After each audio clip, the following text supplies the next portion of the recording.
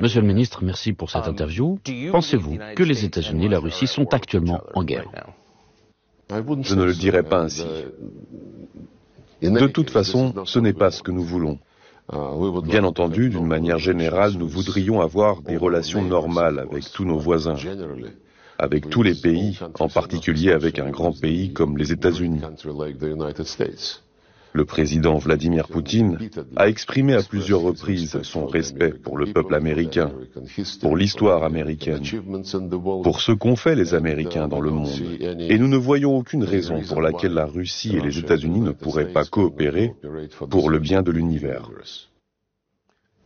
Pourtant, les États-Unis financent le conflit dans lequel vous êtes impliqués et permettent actuellement des attaques contre le territoire russe. N'est-ce pas une guerre? Officiellement, nous ne sommes pas en guerre. Mais ce qui se passe en Ukraine, certains appellent cela une guerre hybride. J'appellerais cela aussi une guerre hybride. Il est évident que les Ukrainiens ne pourraient pas faire ce qu'ils font avec des armes de pointe à longue portée sans la participation directe des militaires américains. Et c'est dangereux. Cela ne fait aucun doute. Nous ne voulons pas aggraver la situation, mais comme des missiles ATACMS et d'autres armes à longue portée sont utilisés contre le territoire de la Russie, nous envoyons des signaux. Nous espérons que la dernière fois, il y a quelques semaines, le signal donné via le nouveau système d'armes appelé Oreshnik a été pris au sérieux. Cependant, nous savons également que certains responsables du Pentagone et d'autres organismes, y compris l'OTAN, se sont mis à déclarer ces derniers jours que l'OTAN est une alliance défensive, mais parfois il est possible d'infliger le premier coup parce que l'attaque est la meilleure défense. Certains autres, comme par exemple Thomas Buchanan, porte-parole de Stratcom, ont admis la possibilité d'un échange de frappes nucléaires limité.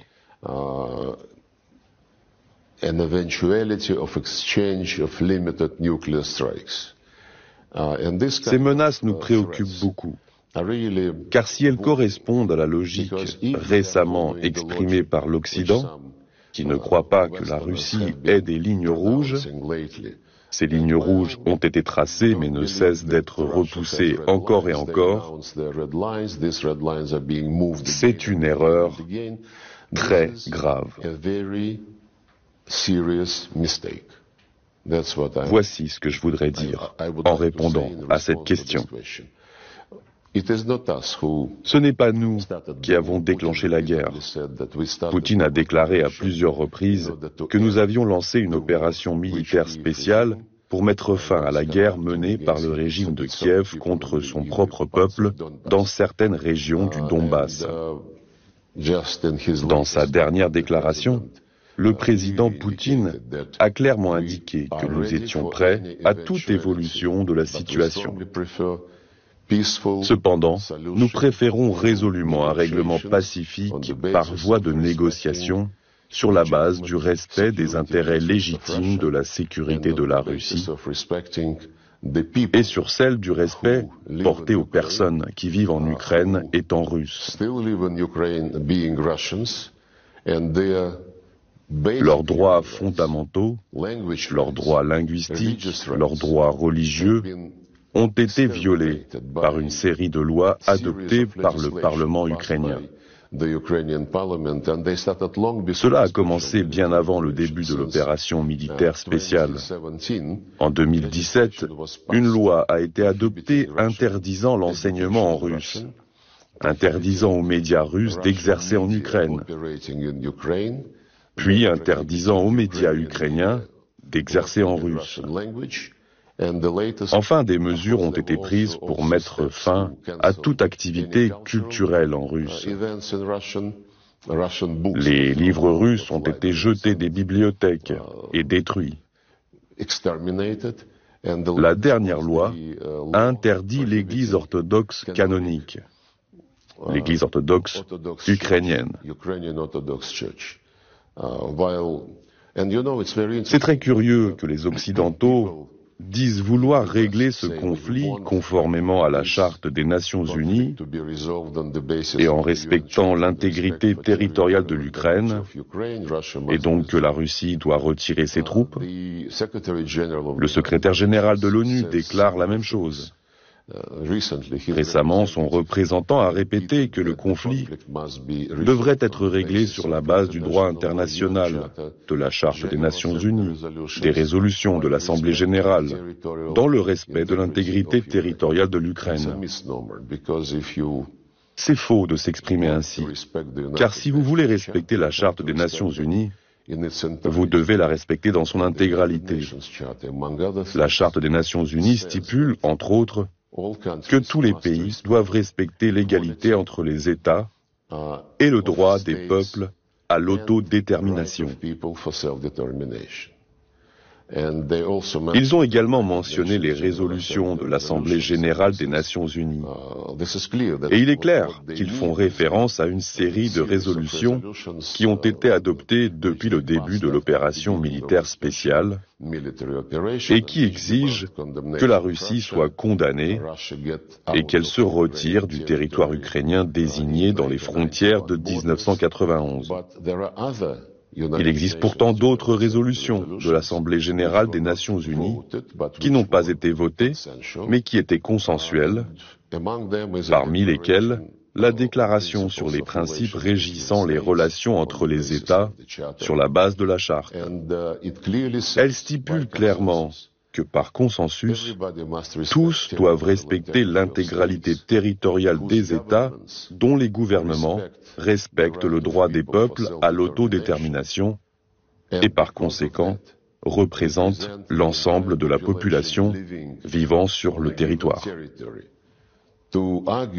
Affirmer que les personnes qui sont arrivées au pouvoir à la suite du coup d'État militaire de février 2014 représentaient des Criméens ou les citoyens de l'Est et du Sud de l'Ukraine est absolument inutile. Il est évident que les Criméens ont rejeté le coup d'État. Ils ont dit « Laissez-nous tranquilles, nous ne voulons rien avoir avec vous ». Le Donbass a fait de même. Les Criméens ont tenu un référendum et se sont rattachés à la Russie. Les putschistes arrivés au pouvoir ont qualifié les habitants du Donbass de groupes terroristes. Ils ont été bombardés, frappés par l'artillerie, la guerre a éclaté et a été arrêtée en février 2015. Les accords de Minsk ont été signés. Nous souhaitions très sincèrement mettre un terme à ce drame en voyant les accords de Minsk pleinement mis en œuvre.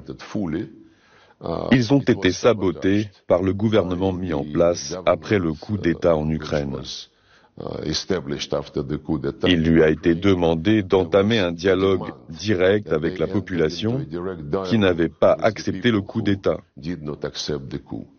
Il lui a également été demandé de promouvoir les relations économiques avec cette partie de l'Ukraine, et ainsi de suite. Rien de tout cela n'a été accompli. Le régime de Kiev a déclaré ne pas vouloir leur parler directement, en dépit du fait que la demande de leur parler directement avait été approuvée par le Conseil de sécurité. Il les a proclamés terroristes, a promis de les combattre en les menaçant de les faire mourir dans les caves, parce qu'il était le plus fort. Vous savez, le droit à l'autodétermination est la base juridique internationale du processus de décolonisation qui s'est déroulé en Afrique sur la base de ce principe de la charte, le droit à l'autodétermination. Les populations des colonies n'ont jamais traité les autorités coloniales, les maîtres coloniaux, comme quelqu'un qui les représentait, comme quelqu'un qu'ils voulaient voir dans les structures qui gouvernaient ces terres. De même, les habitants de l'Est et du Sud de l'Ukraine, du Donbass et de la Nouvelle-Russie, ne considèrent pas le régime de Zelensky comme représentant leurs intérêts. Comment pourraient-ils le faire quand leur culture, leur langue, leur tradition, leur religion, tout cela a été interdit? Enfin, si nous parlons de la Charte des Nations Unies, des résolutions, du droit international, le tout premier article de la Charte des Nations Unies, que l'Occident n'évoque jamais à propos de l'Ukraine, stipule « Respecter les droits de l'homme indépendamment de la race, du sexe, de la langue ou de la religion ». Prenez n'importe quel conflit. Les États-Unis, le Royaume-Uni, Bruxelles intervenaient en disant « Oh, les droits de l'homme ont été grossièrement violés. Nous devons rétablir les droits de l'homme dans tel ou tel territoire. » Alors qu'en Ukraine, jamais, au grand jamais, ils n'ont marmonné les mots de droits de l'homme, voyant pourtant ces droits de l'homme totalement annihilés par la loi pour la population russe et russophone. Alors, quand on entend dire « résolvons le conflit sur la base de la charte », oui. Mais n'oubliez pas que la charte ne concerne pas seulement l'intégrité territoriale. Et l'intégrité territoriale ne doit être respectée que si les gouvernements sont légitimes et s'ils respectent les droits de leur propre population. Je voudrais revenir sur ce que vous venez de dire à propos du déploiement, disons du dévoilement du système d'armes hypersoniques qui, selon vous, était un message adressé à l'Occident. Quel était ce message exactement? Beaucoup d'Américains semblent ne pas même savoir ce qui s'est passé. Quel message souhaitiez-vous lancer en présentant ce système au monde? Le message est que les États-Unis et leurs alliés, qui fournissent également les armes à longue portée au régime de Kiev, doivent comprendre que nous sommes prêts à utiliser tous les moyens à notre disposition pour les empêcher de parvenir à ce qu'ils appellent la défaite stratégique de la Russie. Ils se battent pour maintenir leur hégémonie sur le monde, sur n'importe quel pays, région, au continent. Nous nous battons pour nos intérêts légitimes en matière de sécurité. Ils parlent par exemple d'un retour aux frontières de 1991. Le sénateur américain Lindsey Graham, en visite il y a quelque temps auprès de Volodymyr Zelensky pour un nouvel entretien, a carrément déclaré en sa présence que l'Ukraine était très riche en minerais rares et que les États-Unis ne pouvaient pas laisser ces richesses aux Russes. Il a dit qu'ils devaient s'en emparer et se battre pour cela. Ils se battent donc pour le régime qui est prêt à vendre ou à donner toutes les ressources naturelles et humaines à l'Occident. Nous, nous battons pour ceux qui vivent sur ces territoires, dont les ancêtres ont développé et construit les villes et les usines depuis des siècles. Nous nous intéressons aux gens, pas aux ressources naturelles dont certains aux États-Unis voudraient s'emparer en faisant des Ukrainiens de simples esclaves assis sur ces ressources. Le message que nous avons voulu lancer en procédant à un essai de ce système d'armes hypersoniques en conditions réelles est donc que nous sommes prêts à tout pour défendre nos intérêts légitimes.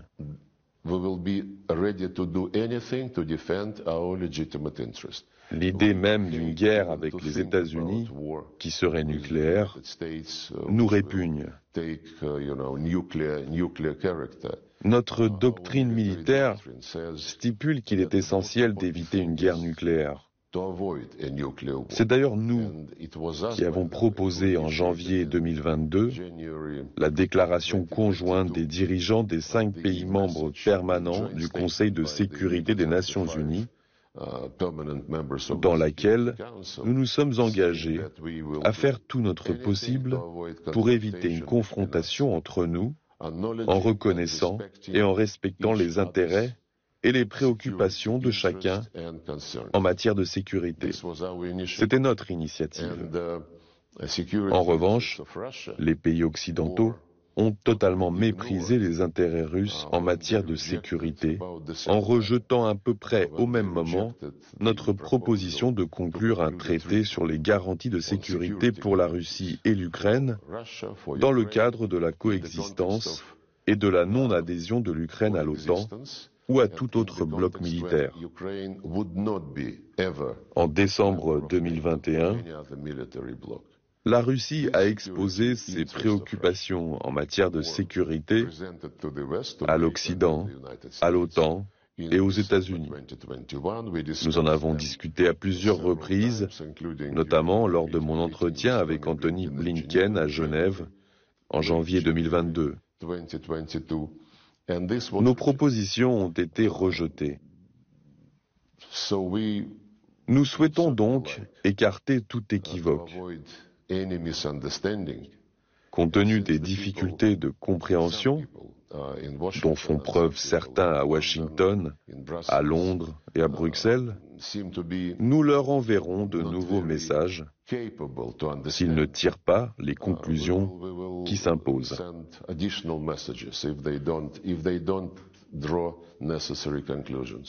Le fait que nous soyons en train de parler d'une guerre nucléaire potentielle est tout à fait singulier.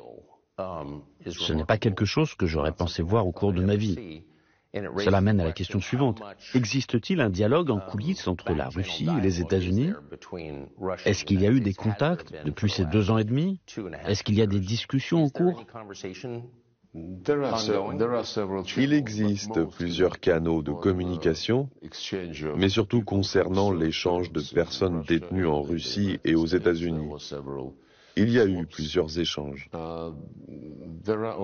Il existe également des canaux qui ne sont pas annoncés ou rendus publics, mais en fait, les Américains envoient par ces canaux le même message que celui qu'ils envoient publiquement.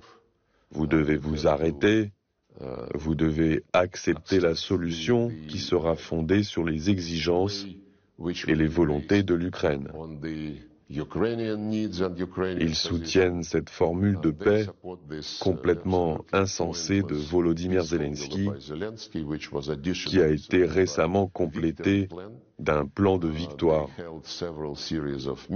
Ils ont tenu plusieurs réunions à Copenhague, au Danemark et au Bürgenstock en Suisse. Ils se vantent maintenant de se réunir pour une nouvelle conférence au cours du premier semestre de l'année prochaine et d'inviter gracieusement la Russie cette fois-ci, et alors un ultimatum sera remis à la Russie. Tout cela est sérieusement relayé par divers canaux confidentiels.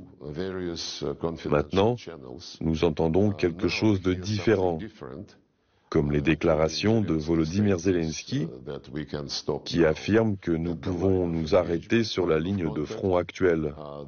Selon ce plan, l'Ukraine rejoindra l'OTAN, mais les garanties de l'OTAN ne couvriront à ce stade que le territoire contrôlé par le gouvernement, le reste faisant l'objet de négociations.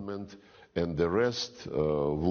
le résultat final de ces négociations devrait être de retirer totalement à la Russie un territoire qui est en fait russe. La Russie devrait abandonner le peuple russe au régime nazi qui a éradiqué tous les droits des Russes et des russophones dans leur propre pays. Je voudrais revenir sur la question de la guerre nucléaire.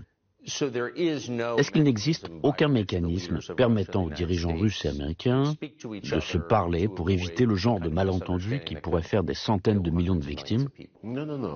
Si, nous disposons d'un mécanisme qui est automatiquement activé en cas de lancement d'un missile balistique. Dans le cas du missile balistique hypersonique à moyenne portée Oreshnik, le système a envoyé le message aux États-Unis avec un préavis de 30 minutes. Il savait ce qui se passait pour ne pas le confondre avec quelque chose de plus important et de plus dangereux. Je suppose que le système doit émettre un bruit très dangereux. C'était un lancement d'essai, vous savez. Oui. Ah, vous parlez de l'essai, d'accord. Mais je me demande à quel point vous êtes préoccupé par le fait qu'il ne semble pas y avoir beaucoup de dialogue entre les deux pays. Les deux camps parlent d'exterminer les populations de l'autre. Cette situation pourrait échapper à tout contrôle en très peu de temps sans que personne ne puisse l'arrêter. Ça semble incroyablement imprudent. Non, nous ne parlons pas d'exterminer la population de qui que ce soit. Ce n'est pas nous qui avons déclenché cette guerre. Depuis des années, nous lançons des avertissements pour signaler que l'élargissement de l'OTAN vers nos frontières créera des problèmes. En 2007, le président Poutine l'a expliqué pour la première fois aux gens qui semblaient être obsédés par la fin de l'histoire, leur domination, le manque d'opposition et ainsi de suite. Lors du coup d'État en Ukraine, les Américains n'ont bien sûr pas caché le fait qu'ils étaient derrière.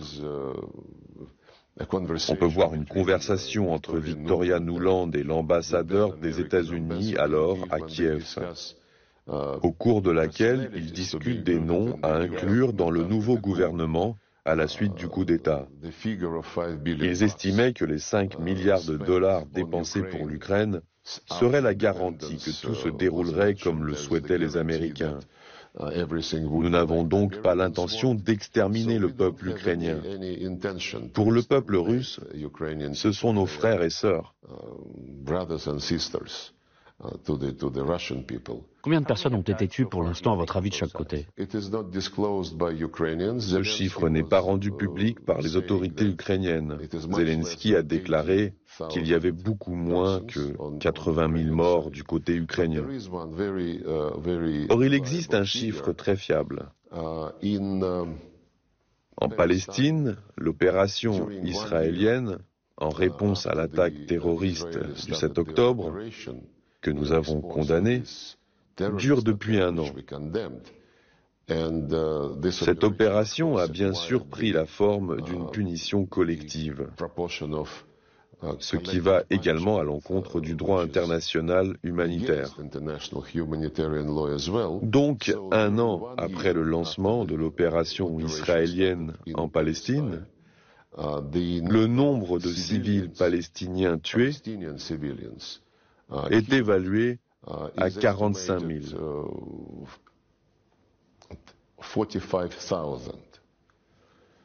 Soit presque 2 fois plus que le nombre de civils morts des deux côtés du conflit ukrainien au cours des 10 années suivant le coup d'État. 1 an et 10 ans. C'est donc une tragédie en Ukraine. C'est un désastre en Palestine. Mais notre objectif n'a jamais été de tuer des gens, à la différence du régime ukrainien. Le directeur du cabinet de Zelensky a déclaré un jour qu'il ferait en sorte que des villes comme Kharkov et Nikolaïev ne sachent plus ce que signifie être russe. Un autre type de son cabinet a déclaré que les Ukrainiens devaient éradiquer les Russes par voie juridique ou, si nécessaire, physique. L'ancien ambassadeur d'Ukraine au Kazakhstan, dont j'ai oublié le nom, s'est rendu célèbre lorsqu'il a donné une interview et qu'en regardant la caméra, son discours enregistré et diffusé, il a dit « Notre mission principale est de tuer autant de Russes que possible pour qu'il en reste moins à faire à nos enfants. » Ce genre de déclaration est omniprésent dans les propos des représentants du régime. Combien de Russes ont été tués en Russie depuis février 2022? Ce n'est pas à moi de divulguer cette information.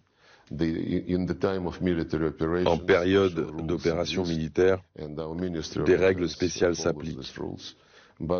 Notre ministère de la Défense suit ces règles, mais il existe un fait très intéressant. Lorsque Volodymyr Zelensky intervenait, non pas sur la scène internationale, mais dans son comedy club, ou je ne sais plus comment ça s'appelle, il existe des vidéos datant de cette période-là, où il défendait ouvertement la langue russe. Il disait: quel est le problème à propos de la langue russe? Je parle russe. Les Russes sont nos voisins. Le russe est une des langues qu'on parle chez nous. Et qu'ils aillent se faire voir, disait-il, ceux qui voulaient s'en prendre à la langue russe et à la culture russe. Une fois devenu président, Volodymyr Zelensky a très vite changé. Avant l'opération militaire spéciale en septembre 2021, il a donné une interview et à cette époque-là, il menait une guerre contre le Donbass en violation des accords de Minsk. Le journaliste l'a interrogé sur ce qu'il pensait des personnes de l'autre côté de la ligne de contact. Il a répondu de manière très réfléchie. Vous savez, il y a des humains et il y a des espèces. Et je m'adresse à ceux qui vivent en Ukraine et qui sentent qu'ils font partie de la culture russe. Le conseil que je vous donne, pour le bien de vos enfants, pour celui de vos petits-enfants, c'est de dégager en Russie. Si ce type veut faire revenir les Russes et les personnes de culture russe au sein de son intégrité territoriale, cela montre bien qu'il a perdu tout lien avec la réalité. Dans quelles conditions la Russie cesserait-elle les hostilités? Quelles sont vos revendications?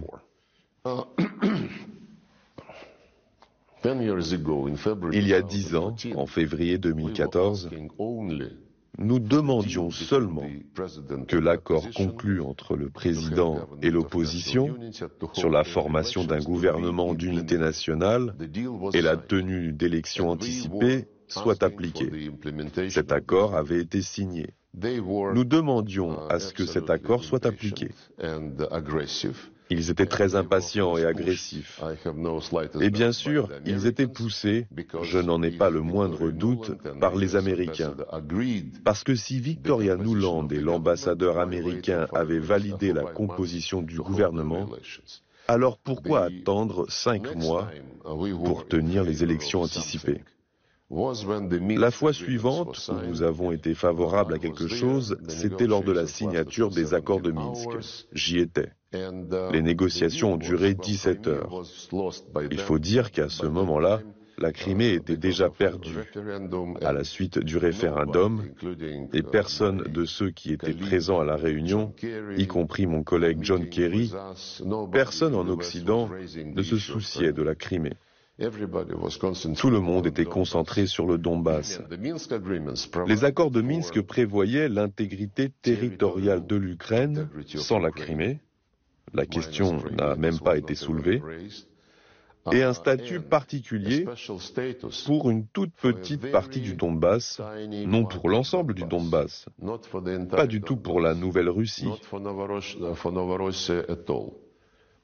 En vertu des accords de Minsk, approuvés par le Conseil de sécurité, une partie du Donbass devait avoir le droit de parler russe, d'enseigner le russe, d'étudier en russe, de posséder des forces de l'ordre locales, comme c'est le cas aux États-Unis, d'être consulté lors de la nomination des juges et des procureurs par les autorités centrales, tandis que l'établissement de relations économiques avec les régions russes voisines devait être facilité. C'est tout. C'est ce que le président Macron a promis de mettre en place pour la Corse, et il est toujours en train de réfléchir à la façon d'y arriver.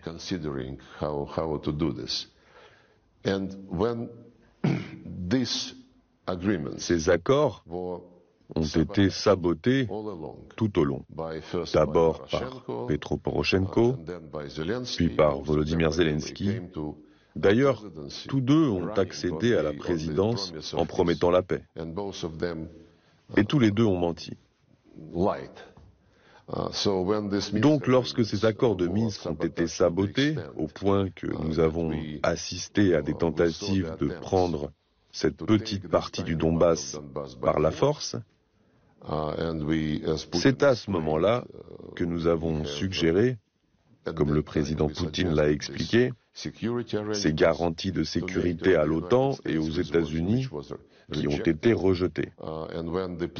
Lorsque le plan B a été lancé par l'Ukraine et ses sponsors pour essayer de s'emparer de cette partie du Donbass par la force, c'est à ce moment-là que nous avons lancé l'opération militaire spéciale. S'ils avaient appliqué les accords de Minsk, l'Ukraine serait restée unie, moins la Crimée.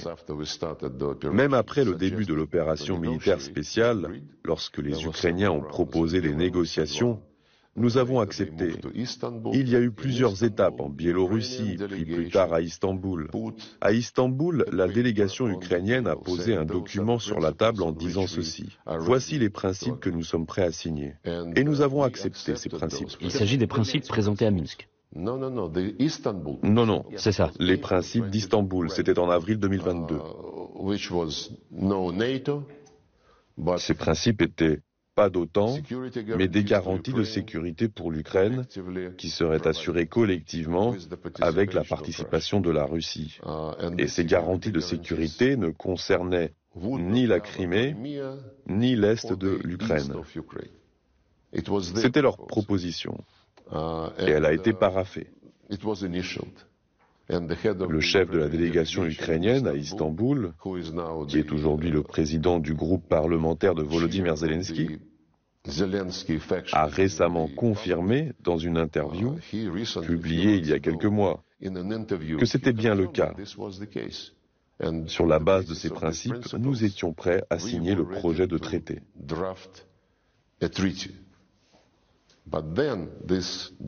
Mais le monsieur, qui était à la tête de la délégation ukrainienne à Istanbul, a déclaré que Boris Johnson leur avait rendu visite et leur avait dit de continuer de combattre. Puis il y a eu... Mais Boris Johnson, de la part de... Il l'a réfuté. Mais celui qui a paraphé le document a dit que c'était Boris Johnson. D'autres disent que c'est Vladimir Poutine qui a entravé l'accord à cause du massacre de Boutcha. Mais ils n'ont jamais plus mentionné le massacre de Boutcha. Moi, si. Nous en avons reparlé. D'une certaine manière, ils sont sur la défensive. Plusieurs fois au Conseil de sécurité des Nations Unies, j'étais assis à côté d'Antonio Guterres. L'année dernière et cette année lors de l'Assemblée générale. Et j'ai soulevé la question de Boutcha en disant « C'est bizarre, pourquoi ne dites-vous rien sur Boutcha? Vous avez fait beaucoup de bruit lorsque l'équipe de la BBC s'est retrouvée dans la rue jonchée de cadavres. » J'ai demandé si nous pouvions connaître les noms des personnes dont les corps ont été montrés par la BBC. Silence radio. Je me suis adressé personnellement à Antonio Guterres, en présence des membres du Conseil de sécurité. Il n'a pas répondu.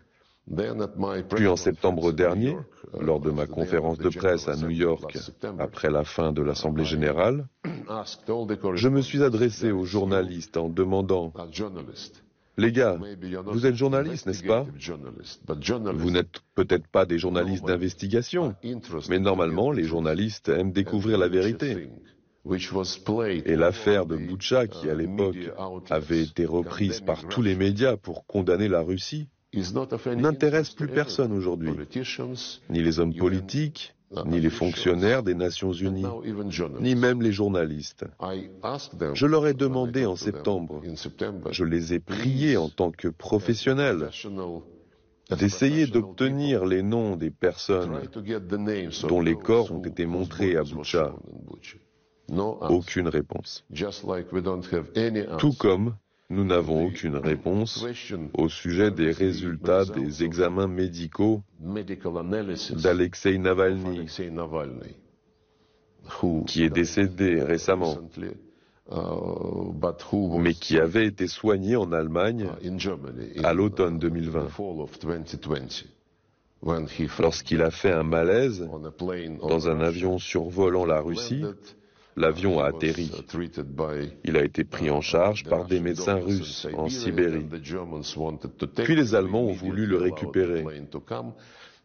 Nous avons immédiatement autorisé leur avion à venir. Ils l'ont récupéré. Moins de 24 heures après, il était en Allemagne. Ensuite, les Allemands ont continué à déclarer que nous l'avions empoisonné, que les tests médicaux confirmaient qu'il avait été empoisonné.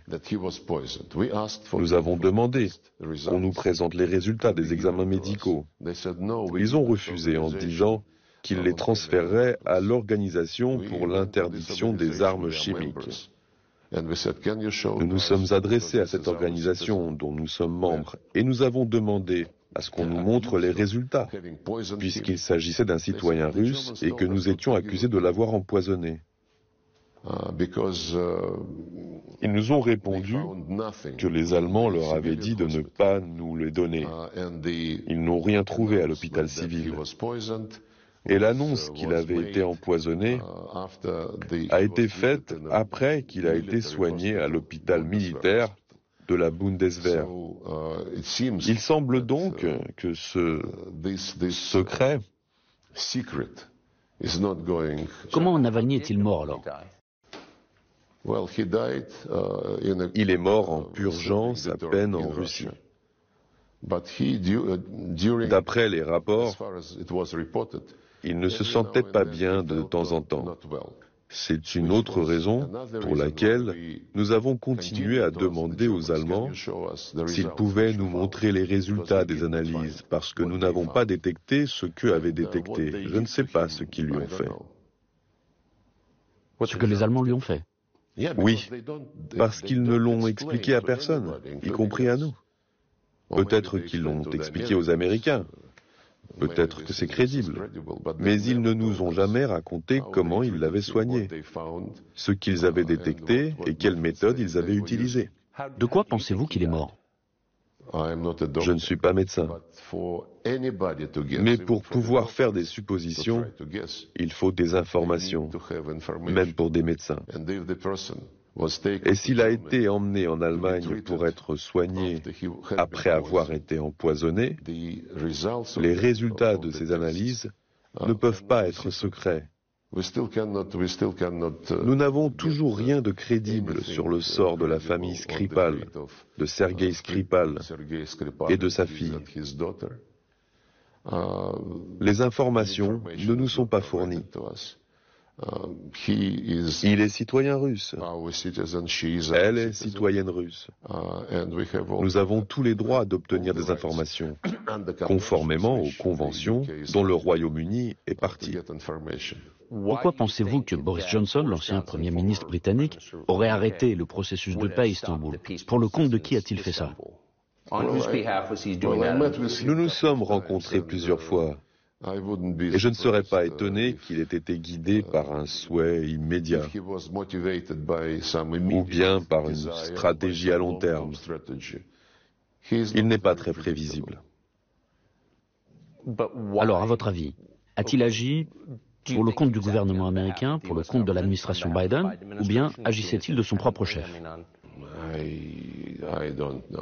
Je ne sais pas, et je ne ferai pas de suppositions. Le fait que les Américains et les Britanniques dirigent la situation est évident. Maintenant, il devient aussi de plus en plus clair qu'il y a une lassitude dans certaines capitales et qu'on entend parfois que les Américains voudraient laisser cela aux Européens et se concentrer sur quelque chose de plus important. Je ne ferai pas de supposition. Nous jugerons sur des décisions précises. Il est évident pourtant que l'administration Biden voudrait laisser un héritage aussi mauvais que possible à l'administration Trump. C'est similaire à ce que Barack Obama a fait à Donald Trump pour son premier mandat. Barack Obama a expulsé des diplomates russes fin décembre 2016. 120 personnes avec leurs familles. Il l'a fait exprès, en leur demandant de partir le jour où il n'y avait pas de vol direct entre Washington et Moscou. Ils ont dû aller à New York en autocar avec tous leurs bagages, les enfants et ainsi de suite. Dans le même temps, Barack Obama a annoncé la saisie d'une partie de la propriété diplomatique russe. Jusqu'à présent, nous n'avons toujours pas pu venir voir dans quel état se trouve cette propriété russe. De quelle propriété s'agit-il ? Une propriété diplomatique. Ils ne nous ont jamais permis de venir la voir malgré toutes les conventions. Ils ont seulement déclaré que ces parties n'étaient pas considérées comme couvertes par l'immunité diplomatique, ce qui est une décision unilatérale qui n'a jamais été motivée par aucune cour internationale. Vous croyez donc que l'administration Biden fait quelque chose de semblable à l'administration Trump entrante ? Parce que cet épisode de l'expulsion et de la saisie de la propriété n'a certainement pas créé un terrain propice au début de nos relations avec l'administration Trump. Je pense donc que l'administration Biden fait la même chose. Mais cette fois-ci, le président Trump a été élu avec la promesse explicite de mettre un terme à la guerre en Ukraine. Il l'a promis à chaque fois qu'il s'exprimait. Par conséquent, il semble qu'il y ait un espoir de résolution. Quelles sont les conditions que vous accepteriez ? En fait, les conditions, je les ai déjà évoquées. Quand le président Poutine s'est exprimé le 14 juin 2024 devant le ministère russe des Affaires étrangères, il a répété que la Russie était prête à négocier sur la base des principes négociés à Istanbul et rejetés par Boris Johnson, selon la déclaration du chef de la délégation ukrainienne. Le principe clé est le statut de pays non aligné pour l'Ukraine. Et la Russie serait prête à faire partie du groupe de pays qui fournirait à l'Ukraine des garanties de sécurité collective. Mais pas l'OTAN. Pas d'OTAN, absolument. Pas de base militaire, pas d'exercice militaire sur le sol ukrainien avec la participation de troupes étrangères. C'est une chose qu'il a réitérée, mais il a déclaré que du temps avait passé depuis avril 2022 et que la réalité sur le terrain devait être prise en compte et acceptée.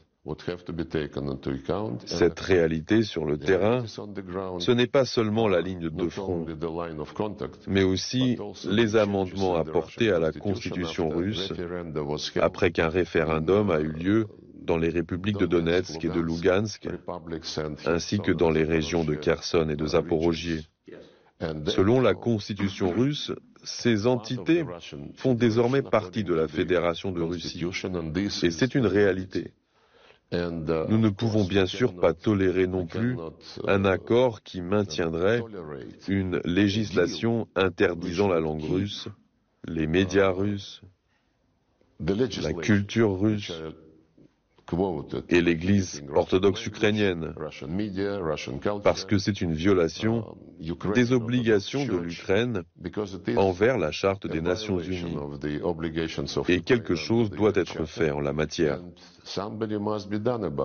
Nous devons bien sûr attacher une importance particulière au fait que l'Occident a gardé et garde toujours le silence après que cette offensive législative russophobe a commencé en 2017.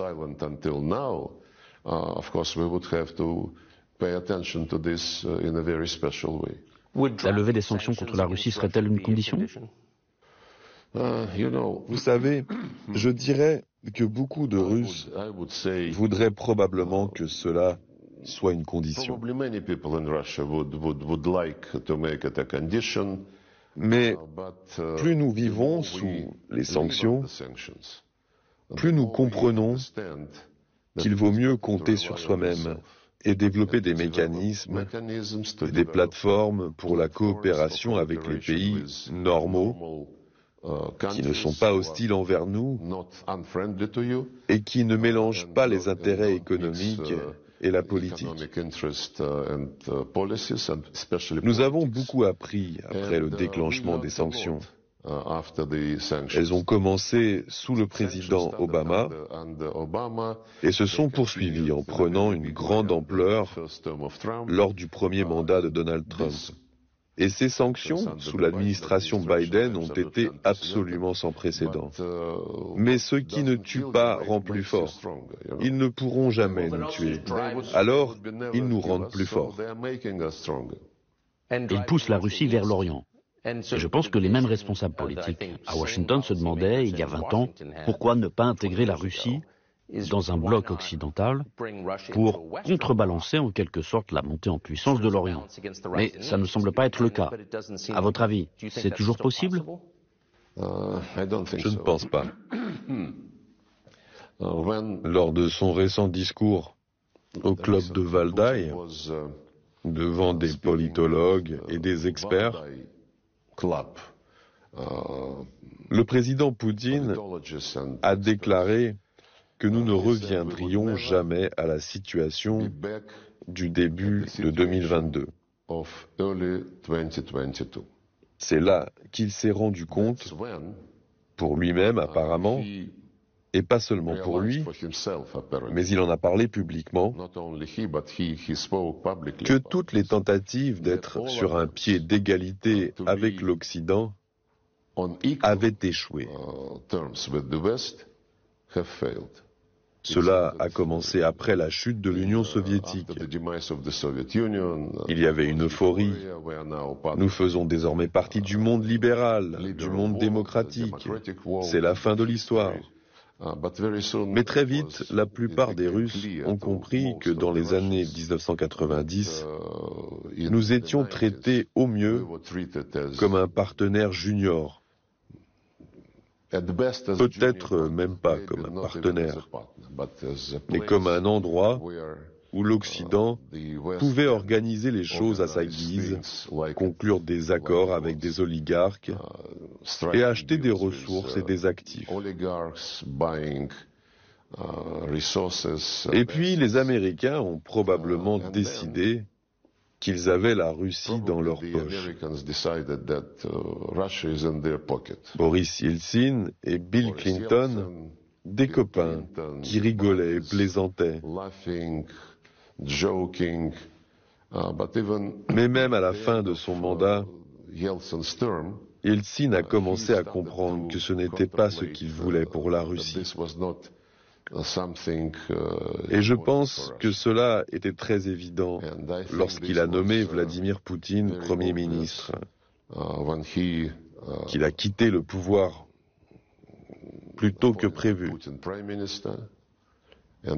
et a adoubé Poutine comme son successeur pour les prochaines élections à venir, que Poutine a remportées. Et une fois au pouvoir, Poutine s'est montré très ouvert à la coopération avec l'Occident. Et il en parle assez souvent dans ses interviews ou lors de rencontres internationales.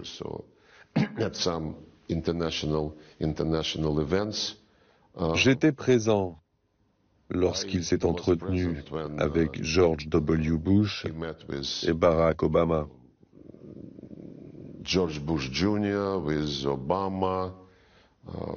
Après le sommet de l'OTAN à Bucarest, suivi du sommet OTAN-Russie en 2008, lorsqu'ils ont annoncé que la Géorgie et l'Ukraine seraient membres de l'OTAN. Et puis, ils ont tenté de nous vendre cela. Nous avons demandé pourquoi. Pendant le déjeuner, le président Poutine a demandé quelle en était la raison. Bonne question. Et ils ont répondu, ce n'était pas quelque chose d'obligatoire. Comment est-ce possible? Pour entamer le processus d'adhésion à l'OTAN, il faut une invitation officielle.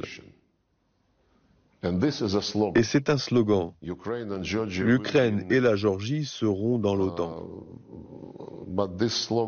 Mais ce slogan est d'abord devenu une obsession pour certains à Tbilissi.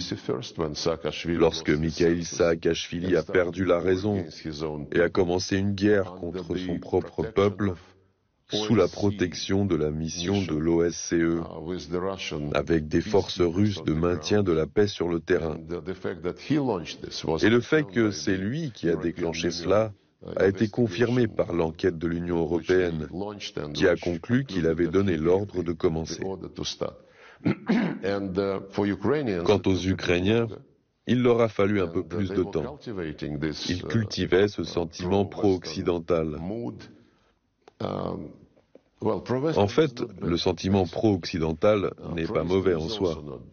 Le sentiment pro-oriental ne l'est pas non plus. Ce qui est mauvais, c'est d'imposer un choix aux gens. Soit vous êtes avec moi, soit vous êtes mon ennemi.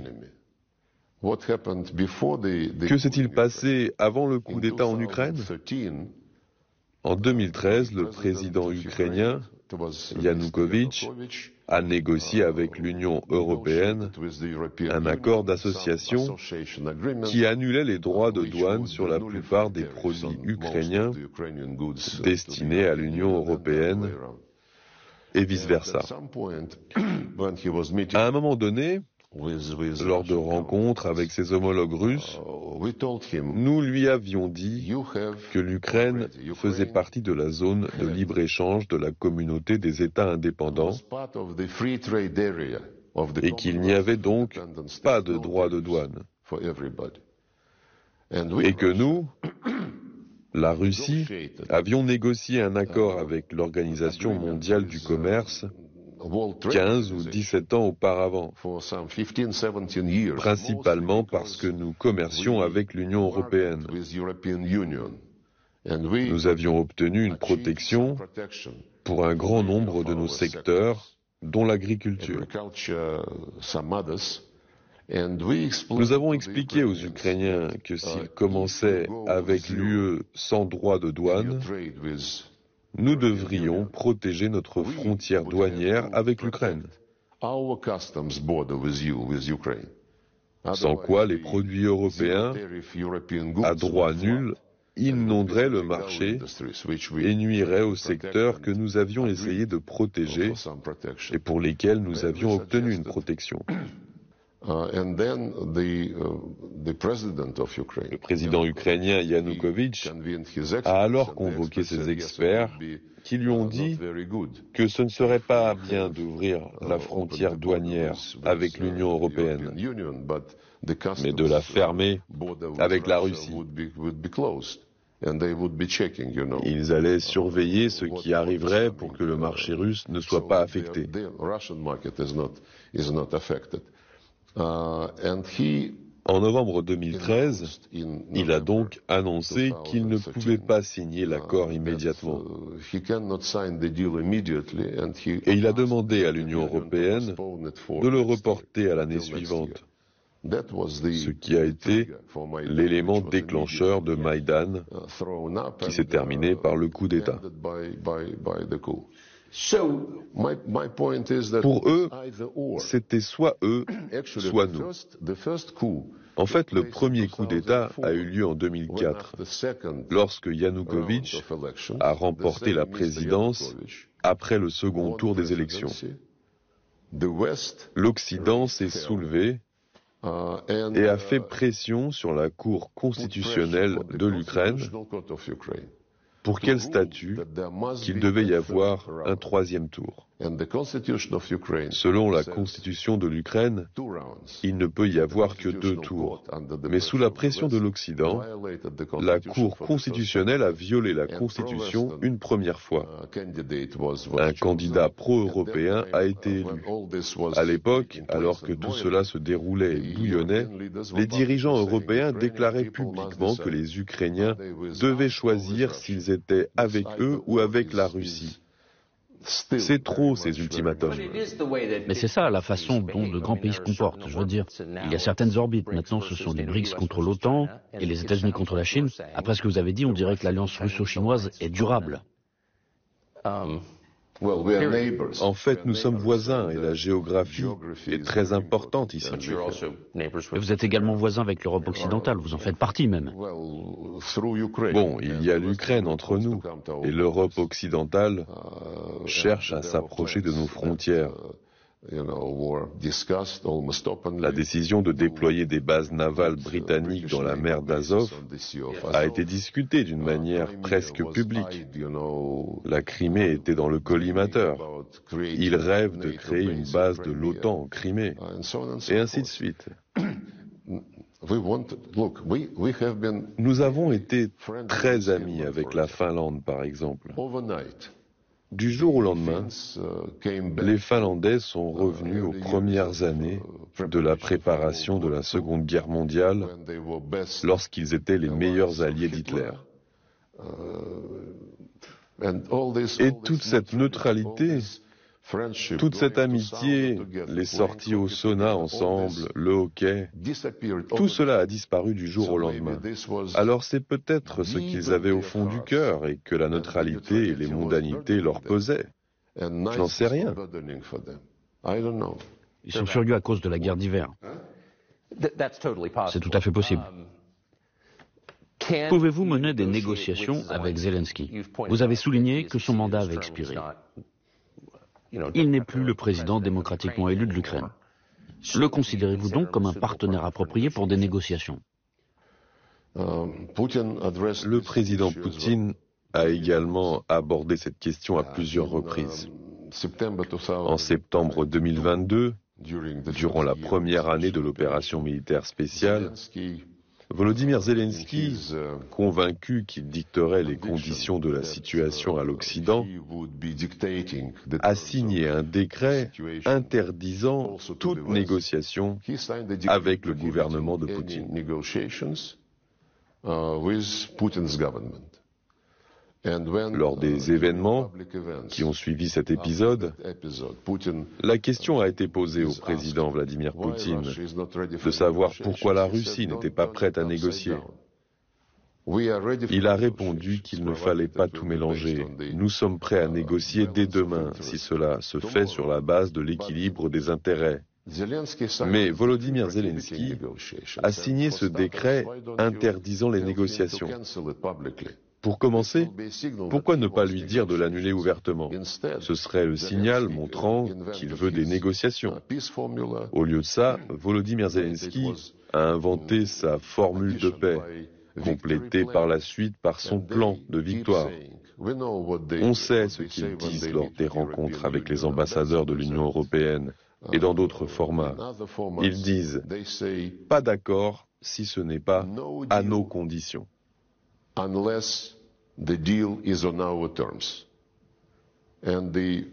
J'ai mentionné qu'ils envisageaient actuellement un deuxième sommet sur la base de cette formule de paix et qu'ils n'hésitaient pas à dire « nous inviterons la Russie pour lui mettre sous les yeux l'accord que nous avons déjà conclu avec l'Occident ». Quand nos collègues occidentaux déclarent parfois « rien sur l'Ukraine sans l'Ukraine », cela implique à son tour « rien sur la Russie sans la Russie ».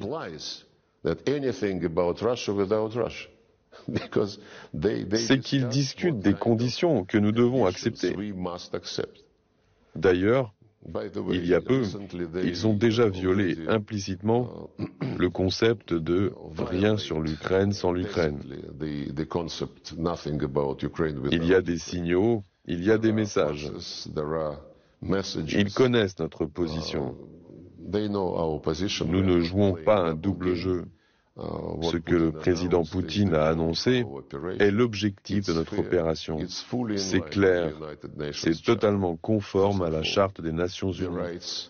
Tout d'abord, en matière de droit à la langue, de droits des minorités, de droits des minorités ethniques, de droits religieux. Cela est tout à fait conforme aux principes de l'OSCE. Il y a l'Organisation pour la sécurité et la coopération en Europe qui est toujours vivante. Et lors de plusieurs sommets, il a été clairement affirmé que la sécurité devait être indivisible, que personne ne devait renforcer sa sécurité au détriment de celle des autres, et surtout qu'aucune organisation de l'espace euro-atlantique ne devait prétendre à la primauté. L'OSCE l'a confirmé pour la dernière fois en 2010. L'OTAN a fait exactement le contraire. Notre position est donc légitime. Pas d'OTAN à nos portes, car l'OSCE a convenu que cela ne devrait pas être le cas si cela nous fait du tort. Et rétablissez les droits des Russes, s'il vous plaît. Qui, d'après vous, prend les décisions concernant la politique étrangère aux États-Unis? C'est une question qui se pose aux États-Unis. Qui prend ces décisions? Je ne vais pas jouer aux devinettes. Je n'ai pas vu Anthony Blinken depuis des années. De quand date la dernière fois? Il y a 2 ans, je crois, dans le cadre d'un sommet du G20, à Rome ou quelque part ailleurs, en marge. Je représentais alors le président Poutine. Son conseiller m'a accosté pendant la réunion et m'a dit qu'Anthony voulait me parler juste 10 minutes. J'ai quitté la salle, nous nous sommes serrés la main et il a parlé de la nécessité d'une désescalade. Et j'en passe. J'espère qu'il ne sera pas fâché que je révèle cela. Nous nous sommes retrouvés dans la salle pleine de monde et j'ai dit, nous ne voulons pas d'escalade. C'est vous qui voulez infliger une défaite stratégique à la Russie. Il m'a répondu, non, il ne s'agit pas d'une défaite stratégique à l'échelle mondiale, seulement en Ukraine. Vous ne lui avez pas parlé depuis? Non. Avez-vous parlé avec des responsables de l'administration Biden depuis lors? Je ne veux pas casser leur carrière. Mais y a-t-il eu des entretiens constructifs? Non. Non, pas du tout. Quand ça m'arrive, pendant des réunions internationales, de rencontrer telle ou telle personne que je connais, un Américain. Certains d'entre eux disent bonjour. On échange quelques mots avec d'autres, mais je ne m'impose jamais. Cela devient contagieux quand quelqu'un voit un Américain ou un Européen me parler. Les Européens s'enfuient dès qu'ils me voient. Durant le dernier sommet du G20, c'était ridicule. Des personnes adultes, mûres, se comportent comme des enfants. C'est si puéril, incroyable. Vous avez dit qu'en décembre 2016, dans les derniers jours de l'administration Biden, Biden avait envenimé les relations entre les États-Unis et la Russie. Barack Obama. Biden était vice-président. Exact. Désolé. L'administration sortante Obama a laissé un tas de problèmes à la nouvelle administration Trump. Au cours du dernier mois, depuis l'élection, divers événements politiques ont eu lieu dans les pays limitrophes de la région. Il y a des troubles en Géorgie, en Biélorussie, en Roumanie et de façon plus grave en Syrie. Ne pensez-vous pas que les États-Unis s'efforcent de rendre un règlement plus compliqué? À vrai dire, rien de nouveau. En matière de politique étrangère, les États-Unis ont toujours cherché à créer du désordre avant de voir s'ils pouvaient pêcher en eau trouble. L'invasion de l'Irak, l'aventure libyenne, ou plutôt la destruction de cet État, la fuite d'Afghanistan. Ils essaient maintenant de revenir par une porte dérobée en utilisant les Nations Unies pour organiser des événements auxquels ils pourraient participer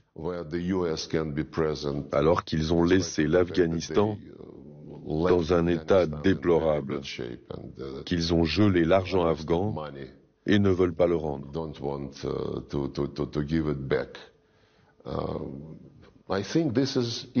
Si vous analysez la politique étrangère américaine, ou plutôt leurs aventures, vous vous rendrez compte qu'elle suit généralement un schéma. D'abord, ils créent des troubles, ensuite, ils voient comment en tirer parti. Lorsque l'OSCE surveillait les élections en Russie, ces agents rendaient toujours des rapports très négatifs, de même que dans d'autres pays comme la Biélorussie et le Kazakhstan. Cette fois, en Géorgie, la mission d'observation indépendante de l'OSCE a présenté un rapport positif qui a été ignoré. Quand les résultats des élections vous plaisent et que vous avez besoin d'approuver les procédures, vous les reconnaissez. Si les résultats des élections ne vous plaisent pas, vous n'en tenez pas compte. Cela ressemble à la façon dont les États-Unis et d'autres pays occidentaux ont reconnu la déclaration unilatérale d'indépendance du Kosovo, assurant que c'est de cette façon que s'exerce le droit à l'autodétermination. Il n'y a eu aucun référendum au Kosovo, seulement une déclaration unilatérale d'indépendance. D'ailleurs, les Serbes ont ensuite déposé un recours à la Cour internationale de justice. Habituellement, ces représentants ne sont pas très précis dans leur jugement. Mais ici, ils ont statué que si une partie d'un territoire déclare son indépendance, elle n'a pas besoin de demander l'aval des autorités centrales. Quelques années plus tard, les habitants de Crimée ont organisé un référendum. Un grand nombre d'observateurs internationaux, pas des représentants d'organisations internationales, mais des parlementaires d'Europe, d'Asie et de l'espace post-soviétique ont été invités. Cependant, ils ont déclaré qu'ils ne pouvaient pas l'accepter parce qu'il s'agissait d'une violation de l'intégrité territoriale. Vous savez, on dirait qu'ils picorent. Or, la Charte des Nations Unies n'est pas un menu à la carte. Il faut la respecter dans son intégralité. Qui paie les rebelles qui ont envahi une partie d'Alep? Le gouvernement Assad risque-t-il de chuter? Selon vous, que se passe-t-il exactement en Syrie? Quand la crise a éclaté, nous avions un accord. Nous avons organisé le format d'Astana avec la participation de la Russie, de la Turquie et de l'Iran. Nous nous rencontrons régulièrement. Nous prévoyons une autre réunion avant la fin de cette année ou au début de l'année prochaine pour discuter la situation sur le terrain. Les règles du jeu sont d'aider les Syriens à s'entendre entre eux et d'empêcher les menaces séparatistes de se renforcer.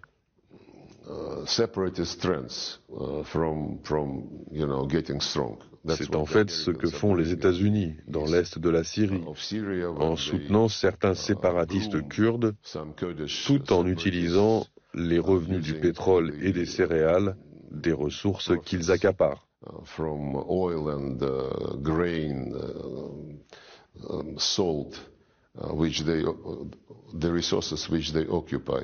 Le format d'Astana est une combinaison utile d'acteurs, si vous voulez. Nous sommes extrêmement préoccupés par la situation.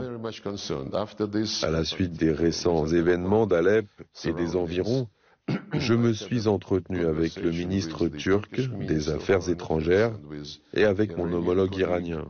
Nous avons convenu de tenter de nous rencontrer cette semaine.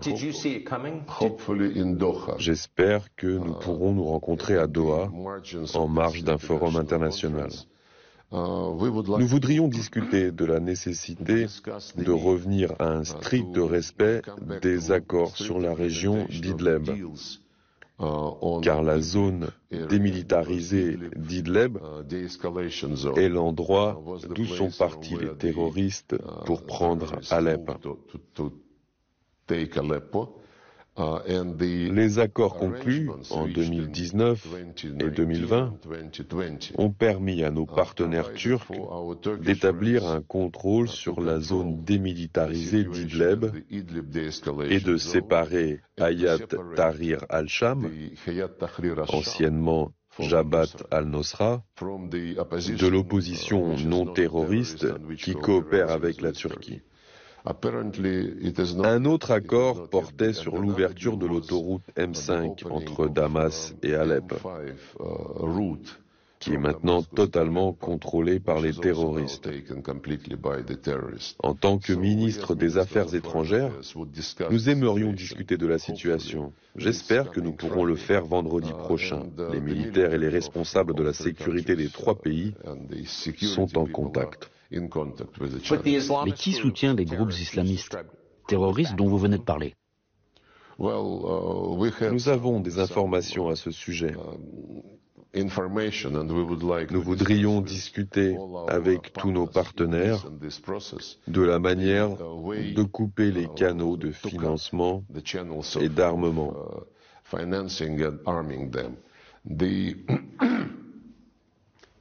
Les informations qui circulent, et c'est public,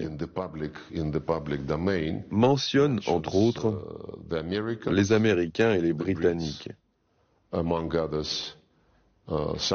Certains pensent qu'Israël a intérêt à envenimer la situation pour que la bande de Gaza ne soit pas sous étroite surveillance.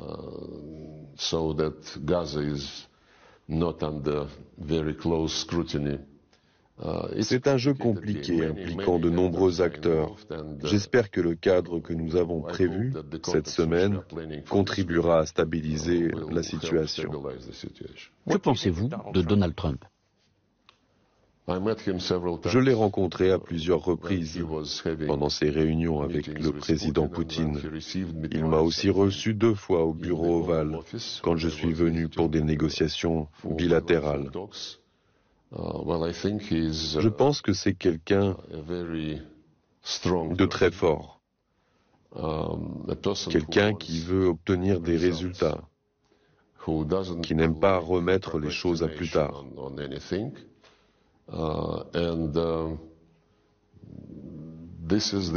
Telle a été mon impression.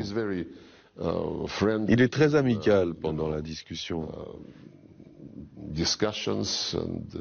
Mais cela ne veut pas dire qu'il soit pro-russe, comme certains essayent de le présenter. Une très grande quantité de sanctions nous a été imposée sous l'administration Trump. Nous respectons le choix que le peuple exprime par le biais des élections, quel qu'il soit. Nous respectons le choix du peuple américain. Comme l'a dit le président Poutine, nous avons toujours été et nous sommes ouverts au contact avec la présente administration. Nous espérons voir ce qu'il en sera après l'investiture de Donald Trump. La balle est dans leur camp, comme l'a dit le président Poutine. Nous n'avons jamais rompu les contacts ou les liens dans les domaines de l'économie, du commerce, de la sécurité, de quoi que ce soit. La dernière question sera, êtes-vous sincèrement inquiet d'une escalade dans le conflit entre la Russie et les États-Unis, sachant ce que vous savez? Nous avions plus ou moins commencé par la même question. Il me semble que c'est la question centrale. Oui, les Européens se chuchotent les uns aux autres que ce n'est pas à Volodymyr Zelensky de dicter les conditions des négociations, mais aux États-Unis et à la Russie. Je ne pense pas que nous devrions présenter nos relations comme si nous étions deux à décider pour tous les autres. Pas du tout. Ce n'est pas notre genre.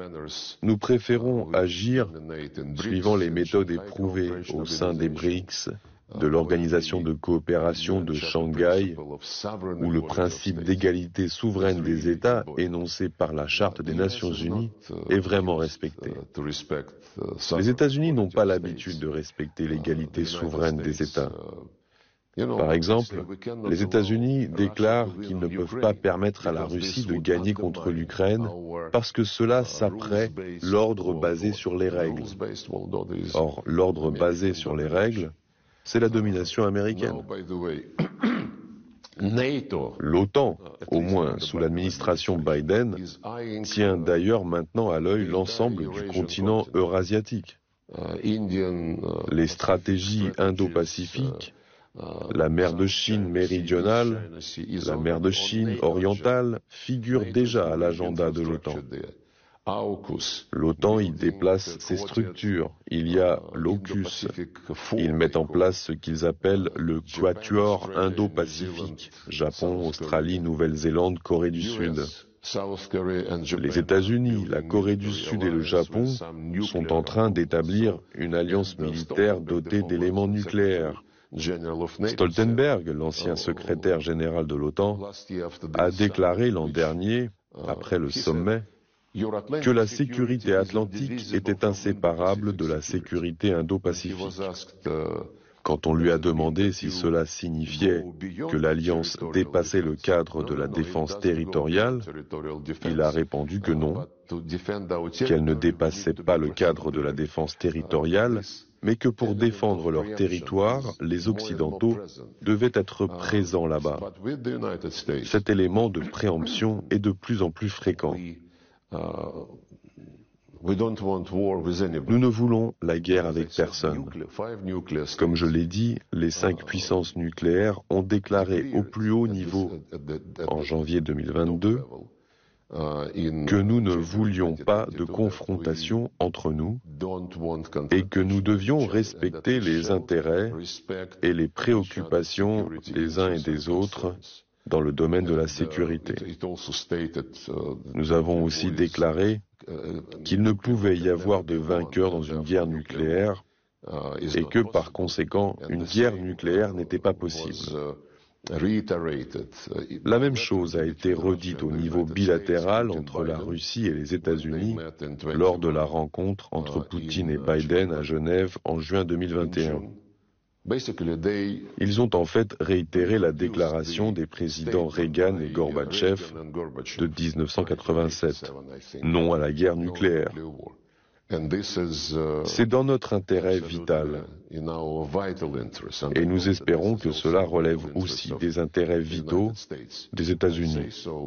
Je dis cela parce qu'il y a quelque temps, John Kirby, porte-parole du département de la défense des États-Unis, répondait à une question sur l'escalade et sur la possibilité du recours aux armes nucléaires.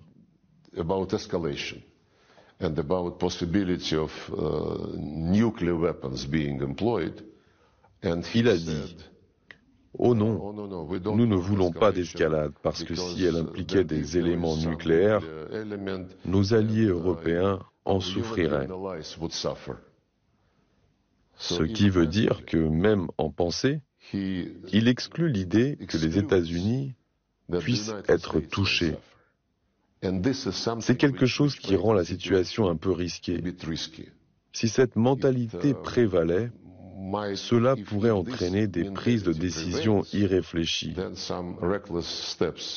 Et c'est une mauvaise chose. Ce que vous voulez dire, c'est que les décideurs politiques américains imaginent qu'il pourrait y avoir un échange de frappes nucléaires qui n'affecterait pas directement les États-Unis. Et vous affirmez que ce n'est pas le cas. Oui, c'est bien ce que j'ai dit.